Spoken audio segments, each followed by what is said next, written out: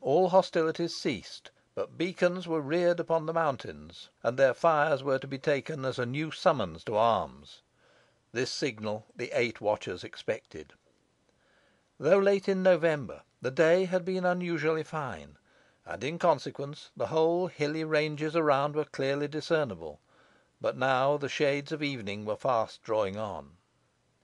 "Night is approaching," cried the tall man in the velvet mantle impatiently, "and still the signal comes not. Wherefore this delay? Can Norfolk have accepted our conditions? Impossible. The last messenger from our camp at Scoresby Lees brought word that the Duke's sole terms would be the King's pardon to the whole insurgent army, providing they at once dispersed, except 10 persons, 6 named and 4 unnamed." "And were you among those named, lord abbot?" demanded one of the monks. "John Paslew, Abbot of Whalley, it was said, headed the list," replied the other, with a bitter smile. "Next came William Trafford, Abbot of Salley. Next, Adam Sudbury, Abbot of Jervaux. Then our leader, Robert Aske. Then John Eastgate, monk of Whalley." "How, lord abbot!" exclaimed the monk. "Was my name mentioned?" "It was," rejoined the abbot, "and that of William Haydock, also monk of Whalley, closed the list." "The unrelenting tyrant!" muttered the other monk. "But these terms could not be accepted." "Assuredly not," replied Paslew. "They were rejected with scorn. But the negotiations were continued by Sir Ralph Ellerker and Sir Robert Bowas, who were to claim on our part a free pardon for all, the establishment of a parliament and courts of justice at York, the restoration of the Princess Mary to the succession, the Pope to his jurisdiction, and our brethren to their houses. But such conditions will never be granted. With my consent no armistice should have been agreed to. We are sure to lose by the delay. But I was overruled by the Archbishop of York and the Lord Darcy. Their voices prevailed against the Abbot of Whalley, or, if it please you, the Earl of Poverty." "It is the assumption of that derisive title which has drawn upon you the full force of the king's resentment, lord abbot," observed Father Eastgate. "It may be," replied the abbot. "I took it in mockery of Cromwell and the ecclesiastical commissioners, and I rejoice that they have felt the sting.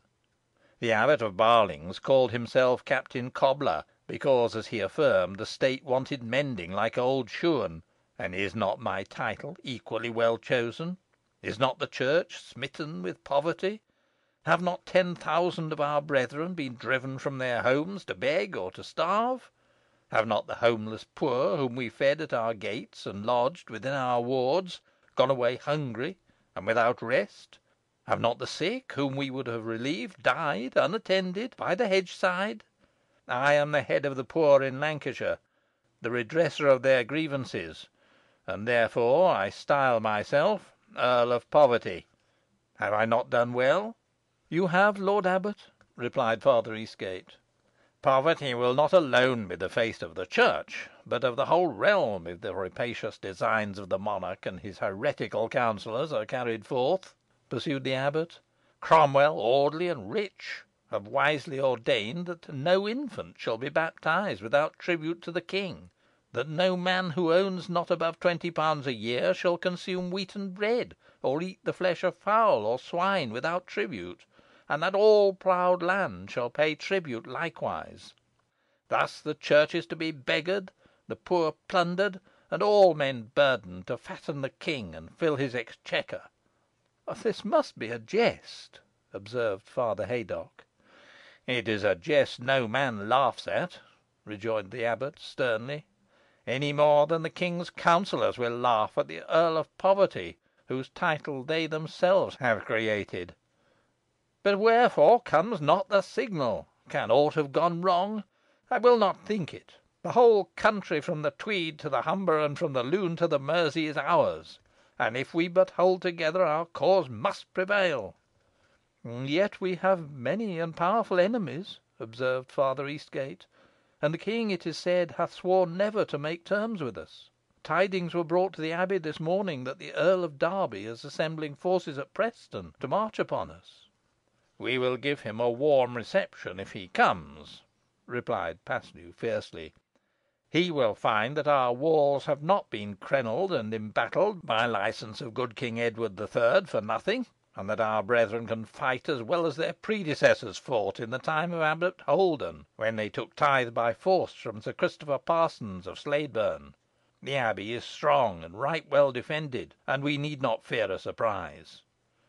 But it grows dark fast, and yet no signal comes." "Perchance the waters of the Don have again risen, so as to prevent the army from fording the stream," observed Father Haydocke. "Or it may be that some disaster hath befallen our leader." "Nay, I will not believe the latter," said the abbot. "Robert Aske is chosen by Heaven to be our deliverer. It has been prophesied that 'a worm with one eye' shall work the redemption of the fallen faith, and you know that Robert Aske hath been deprived of his left orb by an arrow. Therefore it is," observed Father Eastgate, "that the pilgrims of grace chant the following ditty: 'Forth shall come an Aske with one eye, He shall be chief of the company, Chief of the northern chivalry.'" "What more?" demanded the abbot, seeing that the monk appeared to hesitate. "Nay, I know not whether the rest of the rhymes may please you, lord abbot," replied Father Eastgate. "Let me hear them, and I will judge," said Paslew. Thus urged, the monk went on: "One shall sit at a solemn feast, Half warrior, half priest; The greatest there shall be the least."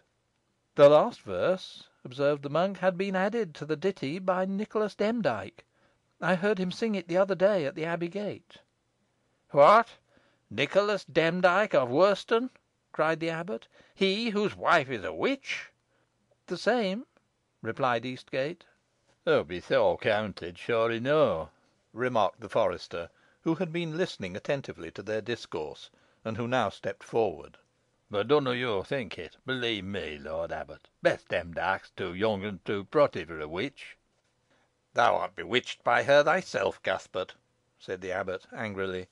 "I shall impose a penance upon thee. To free thee from the evil influence, thou must recite 20 paternosters daily, fasting for 1 month, and afterwards perform a pilgrimage to the shrine of our Lady of Gilsland.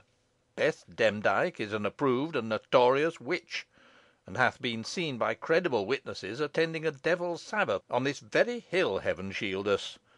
It is therefore that I have placed her and her husband under the ban of the church, pronounced sentence of excommunication against them, and commanded all my clergy to refuse baptism to their infant daughter newly born." "Waes me, ey knoa t' reet weel, lort abbut," replied Ashbead, "an Bess tak's t' sentence sore i' heart." "Then let her amend her ways, or heavier punishment will befall her," cried Paslew, severely. "Sortilegam non patris vivere, saith the Levitical law. If she be convicted, she shall die the death. That she is comely I admit, but it is the comeliness of a child of sin. Dost thou know the man with whom she is wedded, or supposed to be wedded? For I have seen no proof of the marriage. He is a stranger here."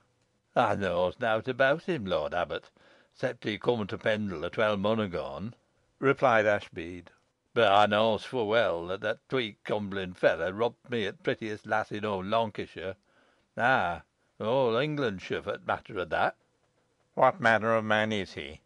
"Oh, he's a feu tike a very feu tike," replied Ashbead, "wi' a face os black os a boggart, sooty shiny ear loike a mowdiwp, an een loike a spaniel. Boh for running, rostling, an throwing t' stone, he is no match i' this country. Ey tried him at it 3 gems, so ey con speak. For t' most part he'n a big black bandyhewit wi' him, an by t' mess ey canna help thinkin' he mays free sometimes wi' your lordship's books." "Ha! This must be looked to. You say you know not whence he comes. 'Tis strange." "Mismannered carle boide no questioning. I'd throttle him," replied Ashbead. "He owns yo wi' a jab or a thwack o' his staff. When ey last seet him, he threatened to raddle my boans, Will, boh ey soon lowered him a peg." "We will find a way of making him speak," said the abbot. "He can speak, and right well, if he pleases," remarked Father Eastgate.